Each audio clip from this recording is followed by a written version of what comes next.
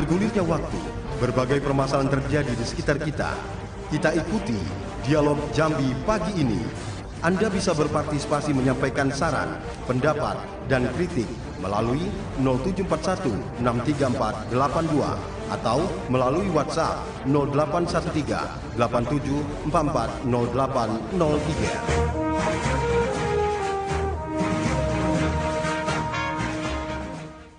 Ya, selamat pagi pendengar dimanapun Anda berada. Berjumpa lagi di Dialog Jambi pagi ini, edisi Kamis 13 Februari 2025 bersama saya Hugo Wijanarko di program 1 FM 88,5 MHz RRI Jambi.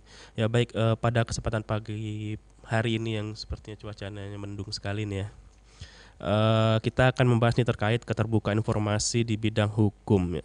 Untuk membahas hal ini sudah hadir di studio nih 3 narasumber kita.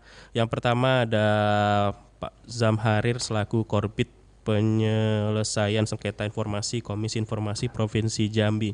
Selamat pagi Pak. Pagi. Sehat Pak. Assalamualaikum warahmatullahi wabarakatuh. Waalaikumsalam warahmatullahi wabarakatuh. Dan juga ada Pak Muhammad Ali Rahman selaku Ketua Komisi Pengawas Advokat Peradi Jambi. Selamat pagi Pak. Selamat pagi, assalamualaikum warahmatullahi wabarakatuh. Waalaikumsalam. Sehat Pak? Alhamdulillah sehat. Alhamdulillah sehat. Dan juga ini ada Pak Noli Wijaya nih selaku Kasih Penkum Kejaksaan Tinggi Jambi nih Pak. Selamat pagi Pak. Selamat pagi, assalamualaikum warahmatullahi wabarakatuh. Salam sejahtera, salam sehat. Salam sehat Pak. Oke baik, mungkin untuk mengawali perbincangan kita pada pagi hari ini karena membahas terkait keterbukaan informasi nih di bidang hukum ya, mungkin pertama kita tanya ke Pak Zamharir dulu nih, mungkin Pak dari Komisi Informasi nih, bagaimana nih Pak implementasi Undang-Undang Nomor 14 Tahun 2008 Pak tentang keterbukaan informasi publik di Provinsi Jambi khususnya di dalam bidang hukum nih Pak. Baik, terima kasih Bang Yoga ya. Bang Yoga. Alhamdulillah pagi ini kita mengucapkan terima kasih juga kepada RRI Jambi. Yang pertama itu telah memfasilitasi kita pada pagi hari ini untuk dialog tentang keterbukaan informasi di bidang hukum. Dan juga selamat pagi, ini ada abang kita dari Kejaksaan Tinggi yaitu Bang Noli Wijaya. Selamat pagi Bang. Selamat Dan pagi. terus ada Bang Ali Rahman Siwon. Ini salah satu pengacara lama lah yang di Kota Jambi, yang sangat dikenal oleh masyarakat Kota Jambi. Baik, berbicara tentang keterbukaan informasi, lahirnya undang-undang tentang keterbukaan informasi ini adalah produk dari masa reformasi, yang mana tujuan daripada undang-undang keterbukaan informasi itu menjamin hak bagi masyarakat untuk mengetahui kebijakan yang dilakukan oleh publik, baik itu alasannya ataupun tujuannya dari program yang diajukan oleh publik. Yang kedua, mendorong partisipasi masyarakat dalam pengambilan kebijakan publik. Ini salah satu tujuan daripada Undang-Undang Nomor 14 Tahun 2008 dan juga mencerdaskan anak bangsa. Baik, pagi ini untuk Komisi Informasi itu sendiri, yaitu lahirnya undang-undang ini dengan landasan pada pasal 28F Undang-Undang Dasar tahun 1945, yang mana setiap orang berhak berkomunikasi dan memperoleh informasi untuk pengembangan dirinya pribadi dan sosial komunitas sosialnya. Artinya di sini berhak memperoleh, mendapatkan informasi, memohon informasi atau menyebarluaskan informasi. Ini salah satu landasan lahirnya Undang-Undang Nomor 14 Tahun 2008, yaitu pasal 28F. Nih maaf nih Bang Yoga, nih agak sedikit karena pagi ini keadaan fisik nih agak kurang ini, pik. Jadi keadaan pilek. Iya, keadaan pilek nih pagi ini pilek itu kan. Sama Pak. Nih. Jadi Komisi Informasi ini lahirnya dengan adanya Undang-Undang Nomor 14 Tahun 2008. Ya. Yang mana Komisi Informasi ini sebagai salah satu di RRI ini salah satu wadah atau untuk sosialisasi bagi kami Komisi Informasi. Mungkin masyarakat banyak yang belum tahu apa itu Komisi Informasi. Ya. Tugas dan fungsi daripada Komisi Informasi. Komisi Informasi ialah lembaga mandiri yang menjalankan amanat Undang-Undang Nomor 14 Tahun 2008 tentang keterbukaan informasi. Dan tugasnya, salah satu tugas itu menyelesaikan sengketa informasi melalui mediasi dan atau adjudikasi non litigasi. Jadi tugas kami dari Komisi Informasi itu menerima, meriksa, memutuskan sengketa informasi. Yang ini sengketa informasi ini antara pemohon informasi dan badan publik. Nah, itu salah satu tugas kami di Komisi Informasi. Dan untuk keterbukaan informasi di badan publik yang ada di Provinsi Jambi, alhamdulillah dalam beberapa tahun terakhir ini itu ada peningkatan dari sedikit-sedikit. Ini yang kami lakukan, yaitu setiap tahun kami melakukan monitoring dan evaluasi. Yang mana tujuan monitoring dan evaluasi ini yaitu menguji kepatuhan badan publik atas keterbukaan informasi. Artinya ini melakukan monitoring setiap tahun, karena di dalam Perki nomor 1 tahun 2022 diatur Komisi Informasi wajib melakukan monitoring dan evaluasi kepada badan publik, yaitu dalam 1 tahun sekali. Nah, ini banyak kemarin yang kami undang, yaitu ada lembaga vertikal provinsi, lembaga vertikal kabupaten kota, terus ada OPD atau perangkat daerah provinsi, perangkat daerah kabupaten kota, termasuk juga sampai ke desa. Kita undang untuk mengikuti monitoring dan evaluasi. Yang mana monitoring dan evaluasi ini tidak ada paksaan. Jadi kita undang kepada mereka yang mau ikut berpartisipasi dalam monitoring dan evaluasi. Yang mana hasil daripada monitoring evaluasi ini, Komisi Informasi memberikan penganugerahan kepada badan publik, yaitu ada penganugerahan yang pertama informatif, yang kedua menuju informatif, yang ketiga cukup informatif, yang keempat tidak informatif. Nah, ini hasil daripada monitoring dan evaluasi. Ini termasuk juga Kejati, Kejati Jambi. Alhamdulillah tahun ini tadi juga ikut berpartisipasi dalam monitoring dan evaluasi. Yang mana Kejati Jambi ini memperoleh predikat informatif pada tahun ini. Mungkin itu sekedar gambaran dari keterbukaan informasi yang ada di Provinsi Jambi. Oke, baik. Luar biasa sekali. Mungkin ke Pak Noli nih, Pak. Ya. Bagaimana nih Kejati Jambi sendiri memastikan bahwa informasi terkait kasus-kasus hukum yang ditangani ini, Pak, dapat diakses oleh publik secara transparan dan juga dan atau kecuali informasi yang dikecualikan berdasarkan undang-undang? Oke.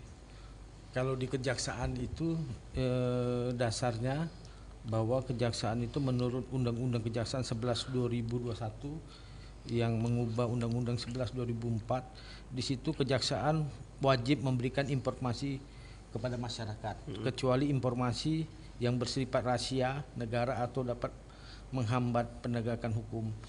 Tata caranya ada di dalam Pedoman Jaksa Agung nomor 7 tahun 2024. Itu tata cara pemberian informasi publik. Kalau melalui akses internet atau media itu namanya SIPPN atau dan SP4 lapor. Nah, itu kalau dari informasi kalau lewat website itu langsung tembusannya kementerian atau Kejaksaan Agung, dan itu harus ada tindak lanjut. Kalau tidak ada, maka akan kita diberikan teguran, diberitahukan ini loh harus ditindaklanjuti. Ada namanya SP4 lapor dari Kementerian PAN-RB yang aksesnya kemana-mana, dan juga SIPPN kalau kejaksaan, sistem informasi pelayanan publik. Nah, disitulah kejaksaan memberikan informasi. Nah, terkait hal itu juga kan ada pemberian laporan tertulis itu lewat PTSP. Nah, di bagian depan kejaksaan itu ada PTSP, sistem terpadu itu, pelayanan satu pintu terpadu. Nah, itulah di situ. Dan di situ kan ada jangka waktu untuk pejabat pemberi pelayanan publik informasi untuk di Kejati, yaitu dari Asintel, kami yang dibawanya kasih Penkum dan atasannya Waka, sedangkan daerah yaitu kasih Intel pemberi informasinya. dengan atasannya Kajari. Nah, itulah bidang yang di Kejaksaan diberikan wewenang untuk memberikan informasi pelayanan publik. Oke, baik. Mungkin kalau dari Komisi Pengawas Advokat Jambi nih Pak, bagaimana nih kalau dari Komisi Pengawas Advokat Jambi sendiri memastikan transparansi dalam proses perizinan dan juga pengawasan terhadap advokat sendiri, Pak? Ya baik, sebagaimana diketahui profesi advokat itu kan setelah tahun 2003 itu sudah memiliki undang-undang ya tersendiri, Undang-Undang Nomor 18 tahun 2003 tentang advokat. Berarti dia betul-betul mandiri. Dia bekerja juga berdasarkan undang-undang tersebut, sama dengan undang-undang kejaksaan, undang-undang kepolisian. Jadi sama-sama penegak hukum gitu.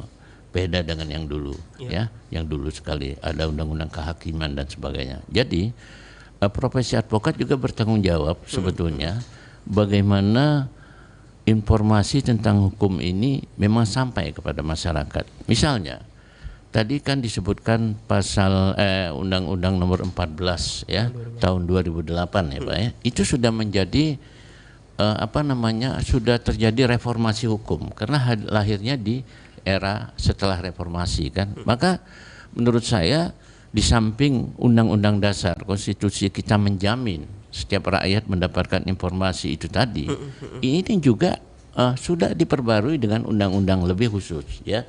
Namun memang kurang ini nampaknya belum efektif sekali ya. Ya. Jadi menurut saya memang perlu lagi penekanan terutama menurut saya kepada institusi-institusi yang harusnya memberikan informasi itu kepada masyarakat, termasuk organisasi ya, advokat dan ormas gitu ya, yang memang harus disampaikan itu ya. Sebagai contoh misalnya kan pembentukan undang-undang misalnya, itu kan masyarakat tidak hanya langsung menerima. Kita kan kalau sekarang ada kan undang-undang tiba-tiba muncul, ya. Kalau saya contohkan lagi di level daerah, pajak bumi bangunan itu tiba-tiba naik misalnya, ya nggak Pak? Kan kurang mendapat informasi. Padahal pajak itu adalah peran masyarakat dalam pembangunan, bukan menjadi sumber ini lagi ini masalah pajak. Jangan kita jadikan sumber itu ya. Nah, masyarakat yang tidak mendapat informasi tadi tentu merasa haknya tidak diberikan. Kok tiba-tiba naik misalnya. Itu sekadar contoh ya di daerah yang banyak kita lihat. Nah, jadi azas keterbukaan itu harus ada kejujuran di sana ya, demokratis ya. Kejujuran ya, tidak diskriminatif. Nah, jadi berarti kalau informasi itu tidak mesti diminta, sudah harus disampaikan. Itu Pak saya kira begitu ya. Nah, kalau kami misalnya dalam profesi advokat, kami dijamin dalam undang-undang ini ya, misalnya pasal 17 ya.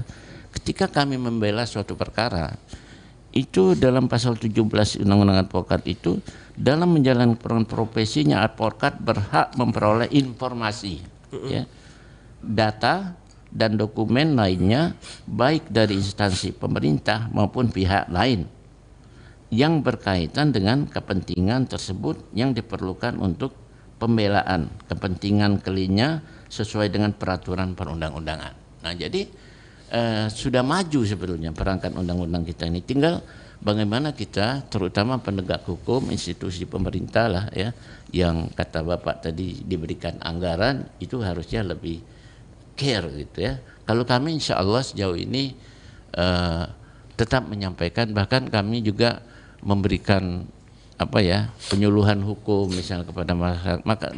Bahkan terakhir ini kan ada mahasiswa yang magang di kantor-kantor kami dalam kurikulum Merdeka. Jadi insya Allah kita sudah terus melakukan itu dan kita komitmen dengan keterbukaan itu tadi. Sekira itu. Oke, baik. Mungkin ke Pak Zamharir lagi nih Pak. Mungkin apa saja nih Pak jenis-jenis informasi hukum yang wajib diumumkan di badan publik di Jambi nih Pak? Baik, terima kasih. Ya. Sebelum kita membahas masalah informasi apa saja yang wajib diumumkan atau disediakan oleh badan publik, terlebih dahulu kita harus mengetahui apa itu badan publik.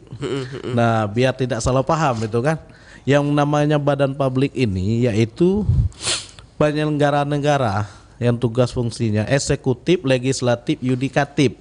Penyelenggara negara salah satu fungsinya yang anggaran dananya baik sedikit atau seluruhnya dari APBN atau APBD. Nah, ini namanya badan publik negara. Jadi badan publik ini terbagi menjadi dua.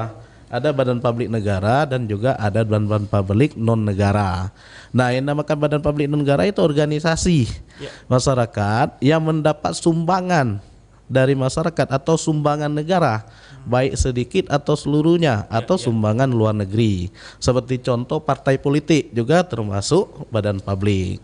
Jadi yang mendapat anggaran negara, baik sedikit ataupun sebagiannya. Kalau badan partai politik itu kan dapat banpol, bantuan untuk badan batuk nih, bantuan politik itu kan dari pemerintah. Nah, terus badan publik wajib menyediakan atau menyampaikan informasi yang secara akurat, benar dan tidak menyesatkan dengan cara yang sederhana, cepat, tepat waktu dan cara yang sederhana dengan biaya yang ringan. Ini tadi tugas daripada badan publik. Yang mana badan publik ini wajib membentuk PPID. Nah, ini salah satu tujuan, salah satu tugas PPID yang menyampaikan. PPID ini pejabat pengelola informasi dan dokumentasi yang berada di badan publik. Jadi informasi apa saja tadi yang harus disampaikan oleh badan publik? Yang pertama ada informasi yang berkala. Informasi yang berkala ini wajib bagi badan publik menyampaikan kepada publik, baik dipinta ataupun tidak dipinta. Ini harus diupdate selama paling kurang yaitu 6 bulan sekali. Jadi apa saja informasi berkala ini? Pertama, informasi tentang profil badan publik, struktur organisasi badan publik, termasuk juga laporan keuangan yang ada di badan publik, juga kinerja atau program badan publik.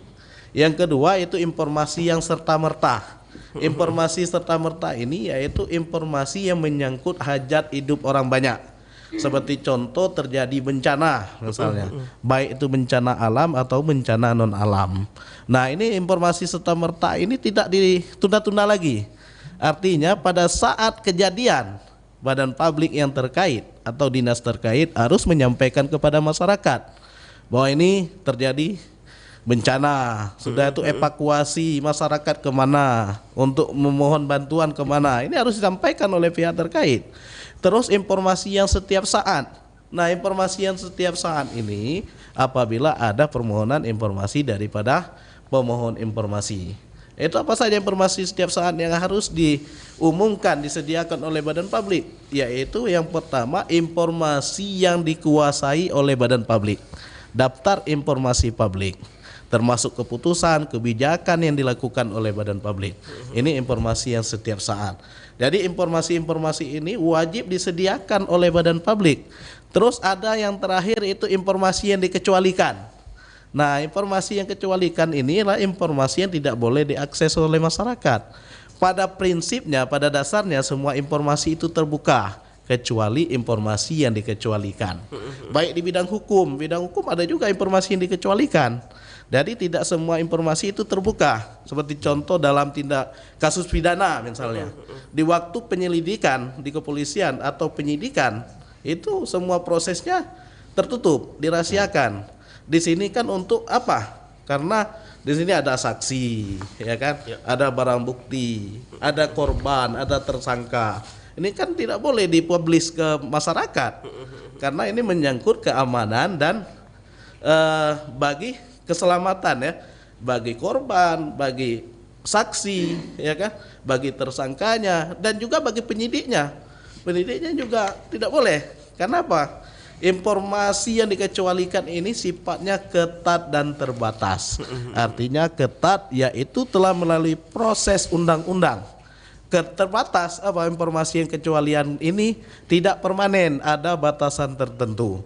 Jadi di waktu penyidikan, penyelidikan, ini kan informasi yang dikecualikan nih, termasuk juga penuntutan. Nah, terus dilimpahkan kepada pengadilan. Di waktu pengadilan, apabila informasi tersebut sudah dibuka dengan persidangan, mungkin dalam persidangan itu ada juga informasi yang dikecualikan. Tapi begitu keluar putusan dari pengadilan, itu baru informasi tersebut putusan ini yang sudah ingkrah, hasil sudah berpunya kekuatan hukum yang tetap, itu baru informasi tersebut terbuka. Ini salah satu informasi yang ada di badan hukum, di bidang hukum. Mungkin itu saja. Oke, baik. Mantap. Oke, baik, mungkin ke Pak Nol ini, Pak. Mungkin bagaimana nih Kejati Jambi mengelola dan mempublikasikan informasi terkait putusan pengadilan nih yang telah berkekuatan hukum, tetap dengan tetap memperhatikan pelindungan data pribadi dan kepentingan hukum yang sah. Ya. Berdasarkan pasal 17 Undang-Undang Keterbukaan Informasi itu kan sudah jelas tuh. Yang dikecualikan itu tadi menghambat proses penegakan hukum seperti berita acara penyelidikan, penuntutan, kemudian yang membahayakan pertahanan keamanan negara. Ya. Misalnya lokasi, senjata, jenis-jenisnya, kemudian mengungkap identitas saksi, informan, pelapor dalam kasus pidana atau pidana umum, itu kan menyangkut keselamatan. Kemudian mengungkapkan membahayakan kepentingan ekonomi nasional, itu apa, potensi-potensi tambang, potensi-potensi hasil Indonesia, kemudian ketahanan fiskal dan pelanggaran hak privasi individu. Nah, itu yang dikecualikan terhadap putusan itu kan. Nah, ada yang harus dipahami kalau dalam persidangan itu, sidang itu kadang tertutup untuk umum, kan terbuka ya. Tetapi kalau tertutup pemeriksaan yang jadi heboh itu jika itu menyangkut kesusilaan, perlindungan anak atau apa yang norma-norma tadi, kesusilaan tadi, apa cabulan, kasus itu kan tertutup. Tetapi untuk putusannya itu terbuka. Nah, kenapa tertutup pada saat persidangan macam-macam itu? Untuk menjaga privasi tadi, privasi korban, privasi anak-anak atau keluarga, itu tadi untuk menjaga. Itu kan bukan untuk konsumsi publik, tetapi begitu putusannya itu sudah menjadi konsumsi publik karena sidang itu kan terbuka untuk umum. Untuk mendapatkan putusan atau ini kan kita harus bersurat ke lembaga resmi, misalnya kejaksaan dia akan ke PTSP. Nah, di sana kan ditanya untuk apa, kepentingan apa. Karena data itu kan harus jelas penggunaannya. Kalau nanti sembarangan dikasih akan disalahgunakan data-data, apalagi menyangkut instansi atau kepentingan pribadi. Nah, itu takut ada undang-undang perlindungan data pribadi kan. Nah, itu tadi, itu nanti kalau dikeluarkan ke publik disalahgunakan merugikan pribadi tadi. Nah, itulah ada tata caranya tadi di PTSP, di Pedoman nomor 7 tahun 2024 tentang tata cara pemberian informasi publik, siapa, untuk apa, identitas penggunanya. Itu harus jelas supaya tidak menimbulkan potensi penyalahgunaan.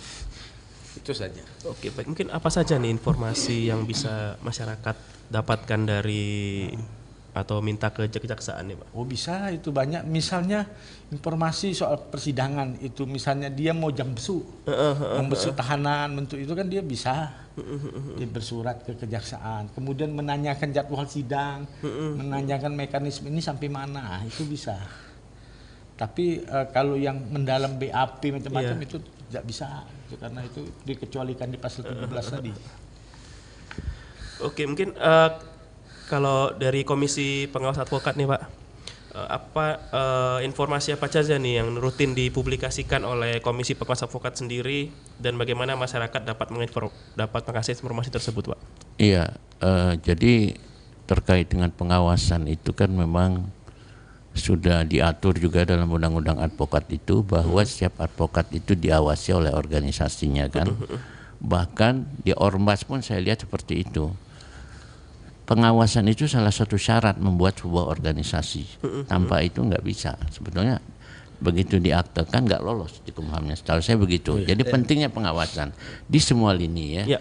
Nah, kalau kita juga tetap mengawasi kinerja advokat, khususnya Peradi ya, pimpinan Profesor Otto Hasibuan ya, itu memang kita tetap memantau, dan keterbukaan publik terhadap masalah hukum tadi memang kita dibatasi memang. Misalnya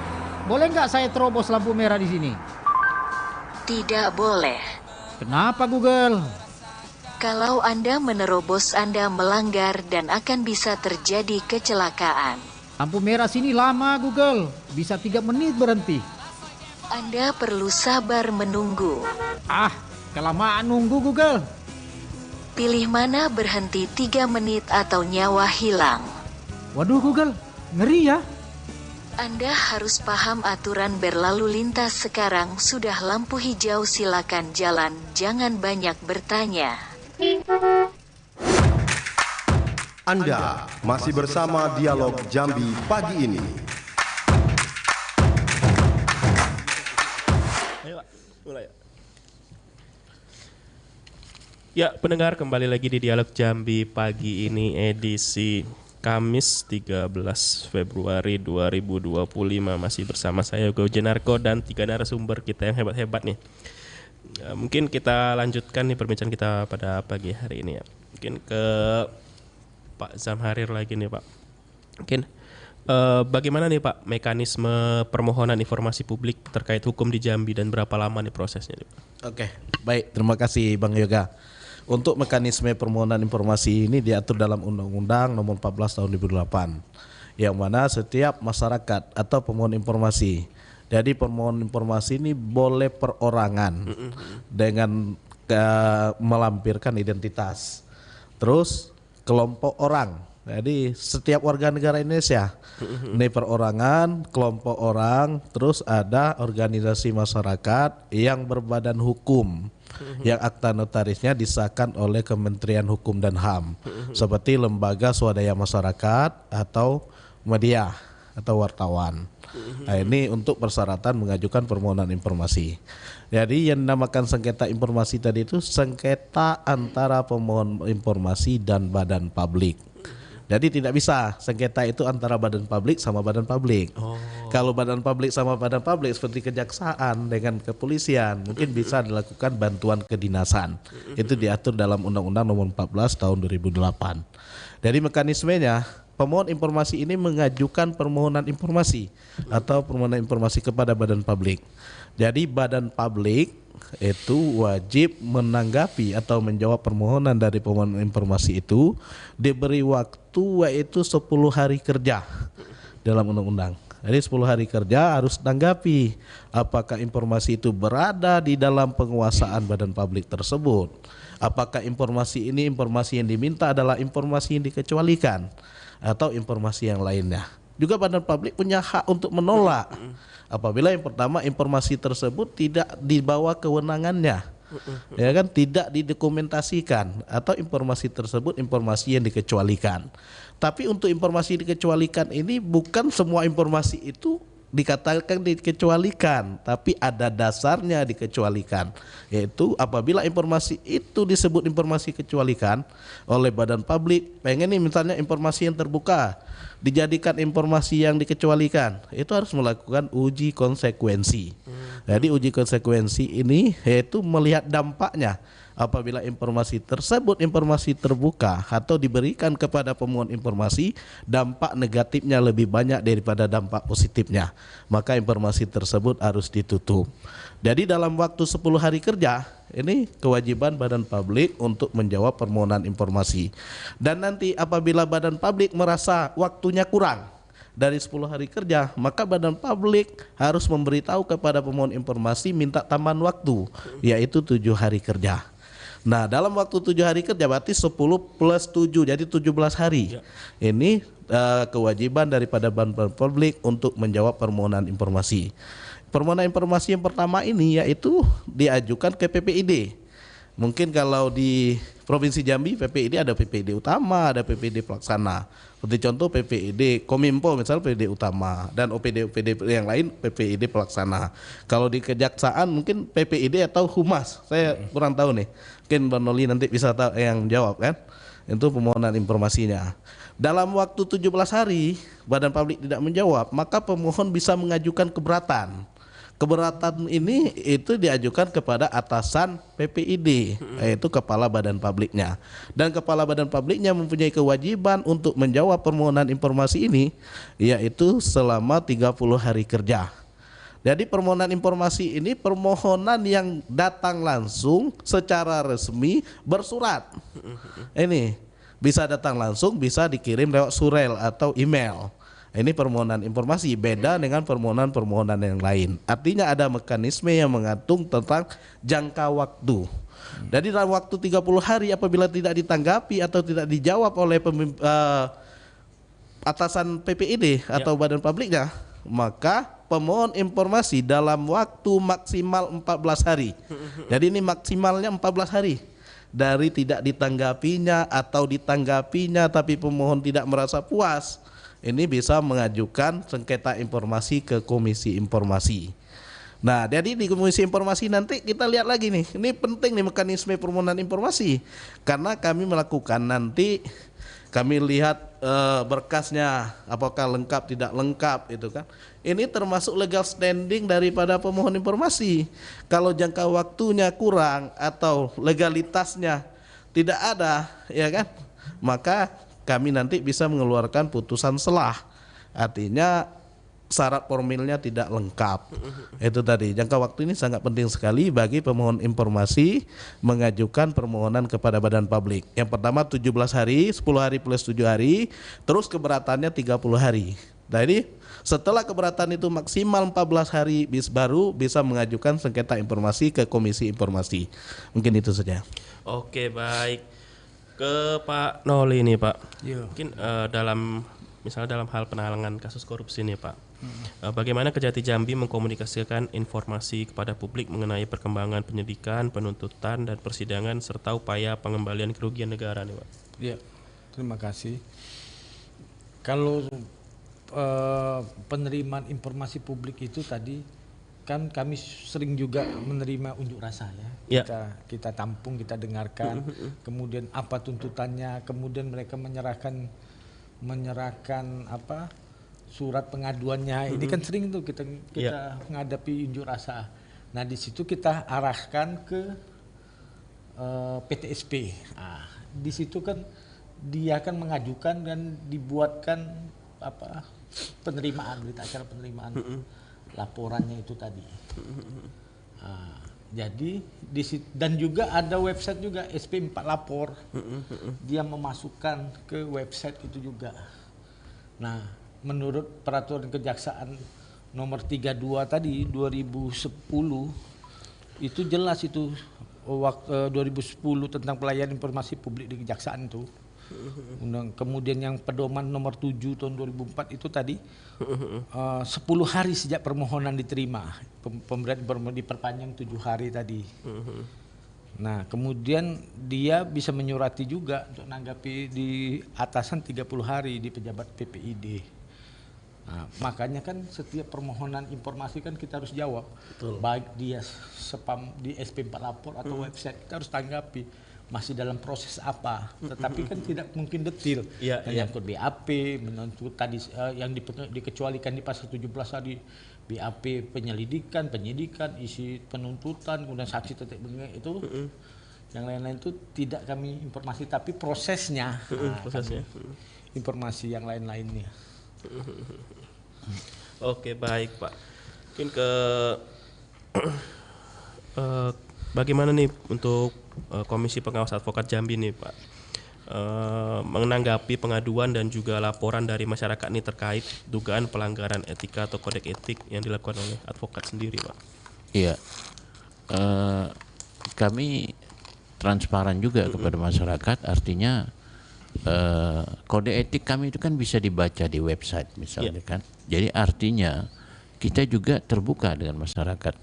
Nah, semenjak ada komisi pengawas ini memang kami minta kepada masyarakat jika ada oknum-oknum dari anggota kami ya yang melakukan hal-hal yang dianggap tidak menyenangkan dan sebagainya ya, maka boleh melaporkan ke komisi pengawas tadi ya melalui sekretariat Peradi Jambi ya. Jadi tetap terbuka kita. Jadi kalau masyarakat dirugikan, kami tetap mengambil tindakan kepada advokat tadi ya yang diduga dia melakukan, bahkan terakhir memang dipastikan dia melakukan itu, maka kita tetap ambil tindakan. Ini sebagai untuk diketahui masyarakat bahwa profesi advokat itu bukan tidak diawasi atau misalnya seenaknya saja tidak ya. Oleh karena itu kami menghimbau juga kepada masyarakat kalau ada masalah-masalah yang timbul silakan dilaporkan. Jangan langsung ke misalnya ke polisi, tidak perlu itu belum ya. Karena dia profesi advokat ini dia punya kode etik, maka kita periksa dulu di level etikanya gitu. Kecuali misalnya memang suatu tindakan pidana umum yang sangat terbuka gitu kan, itu berbeda, sehingga mungkin ada pihak-pihak penegak hukum lain harus mengambil tindakan cepat, itu beda lagi. Tapi kalau sejauh dia dalam melaksanakan tugas ada yang dikecewakan dan sebagainya, memang baik pun dari pusat, kita ini kan di pusat juga ada komisi pengawas. Nah, jadi itu bagian dari keterbukaan kita bahwa kita tidak melindungi pihak-pihak yang juga melanggar kode etik dan apalagi melanggar hukum ya. Setiap orang yang melanggar hukum yang notabene dia profesi pasti dia melanggar kode etik kan begitu.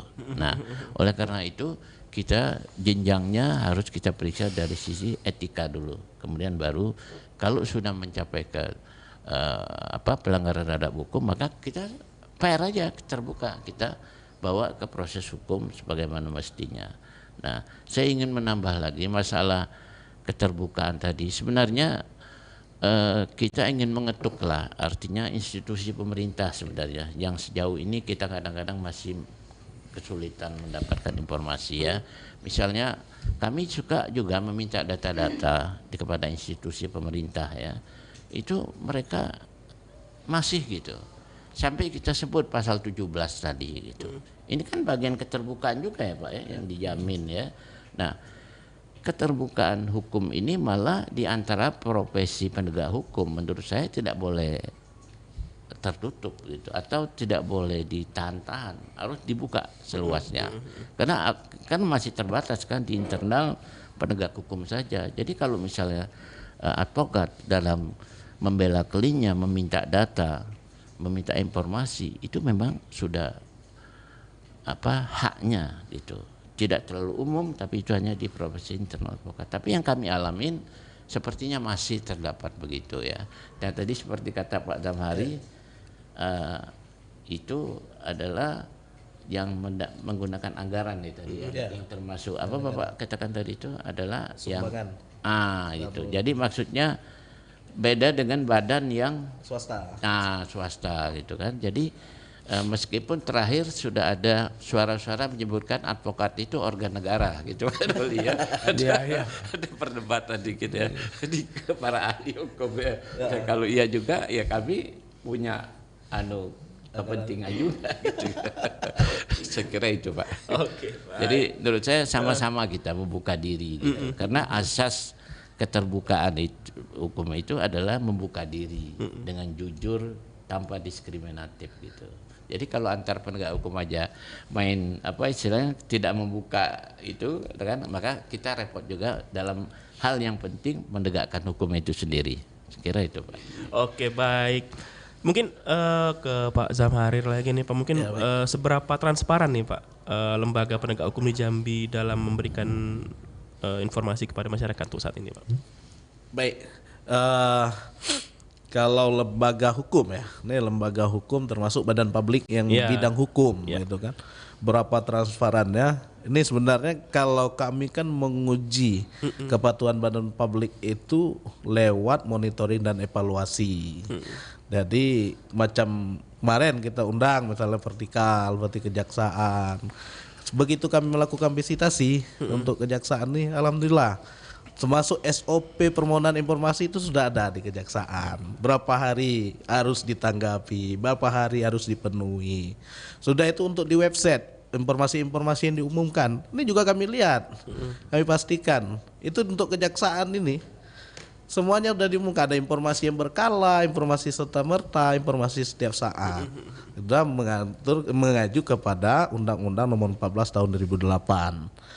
Jadi kalau secara keseluruhan ya karena yang lainnya itu belum ada berpartisipasi dalam monitoring dan evaluasi.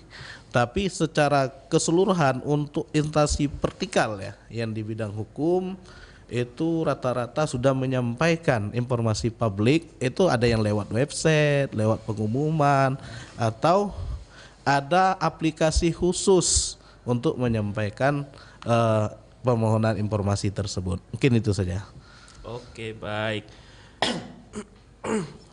Mungkin ke Pak Nol ini, Pak. Bagaimana ini Pak Kejati Jambi ini melibatkan masyarakat dalam proses pengawasan terhadap kinerja lembaga penegak hukum sendiri, termasuk melalui forum konsultasi publik atau mekanisme pengaduan? Ya, kami sering lewat website, kemudian lewat penyuluhan hukum, Penkum, ini menerima banyak masukan dari informasi publik, termasuk misalnya perilaku pegawai, termasuk juga tentang laporan-laporan pengaduan, tentang tindak pidana korupsi, pidana umum kami menerima. Tapi kan kami tidak serta-merta bulat-bulat kebenaran tentang informasi, itu kan kami akan verifikasi semua.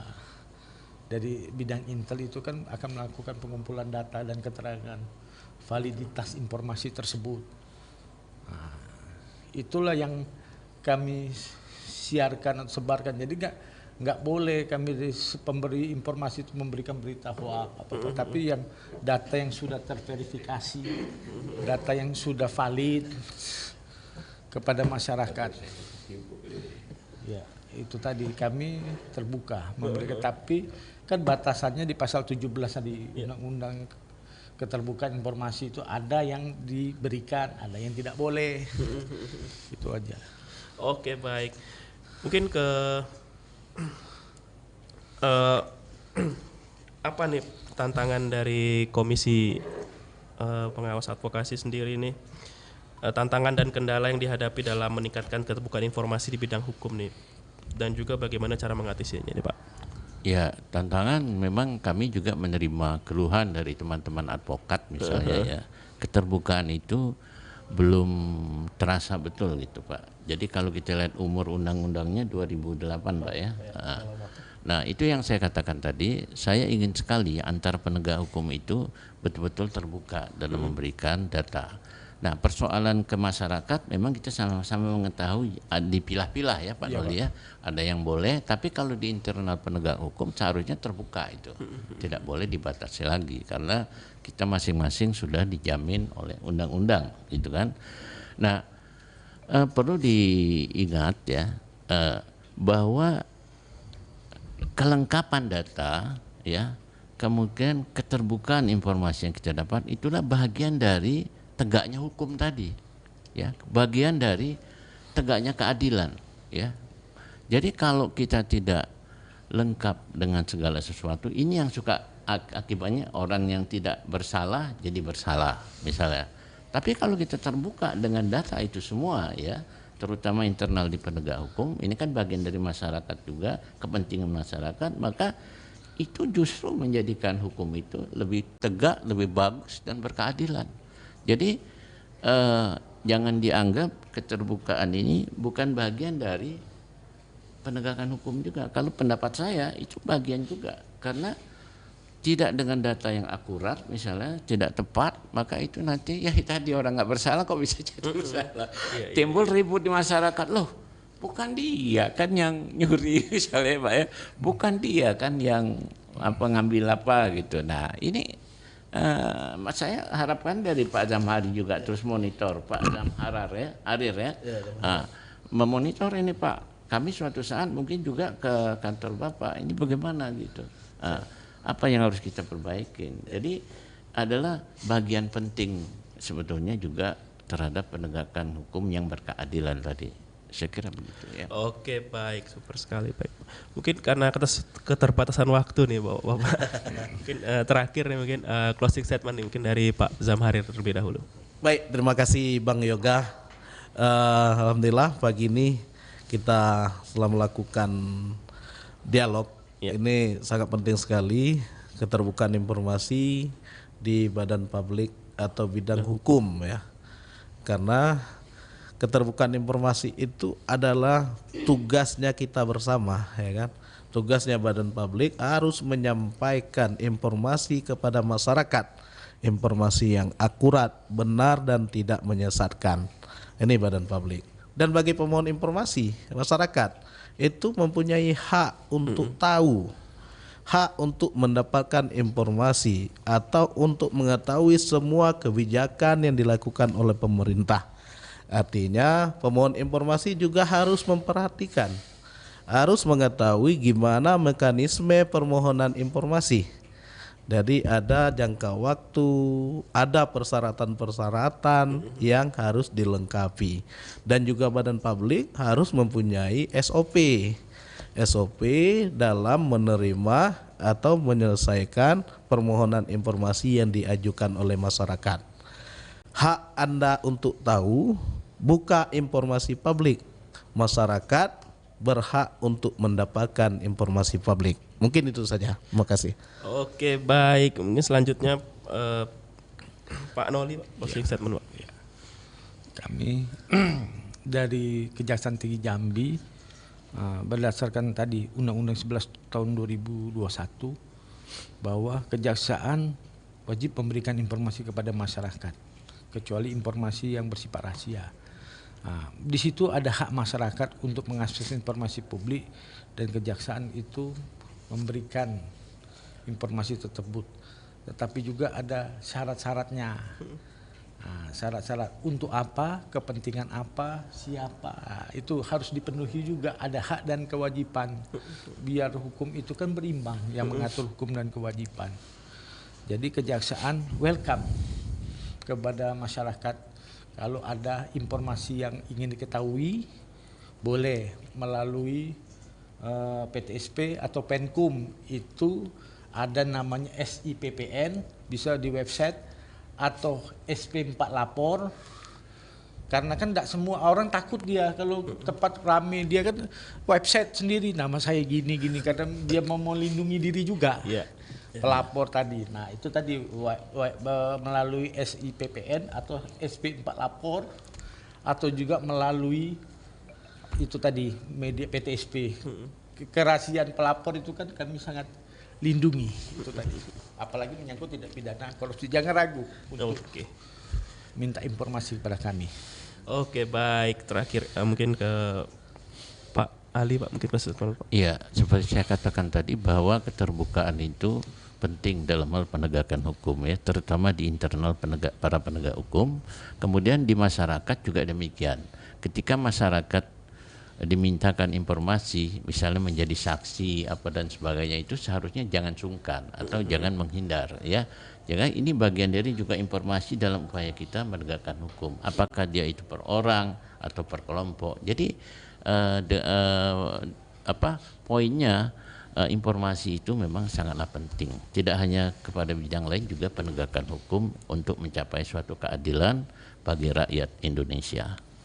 Baik, pendengar dimanapun Anda berada, ini terima kasih nih kepada Pak Zamharir, Pak Ali dan juga Pak Noli ini sudah mau bergabung di Dialog Jambi pagi ini, Pak. Sama-sama, Pak. Baik, terima kasih. Ya, baik pendengar dimanapun Anda berada, demikianlah Dialog Jambi pagi ini. Semoga informasi yang kami berikan dapat bermanfaat bagi Anda semua. Selamat pagi dan sampai jumpa. Wassalamualaikum warahmatullahi wabarakatuh. Demikian telah kita ikuti Dialog Jambi pagi ini, produksi Radio Republik Indonesia Jambi.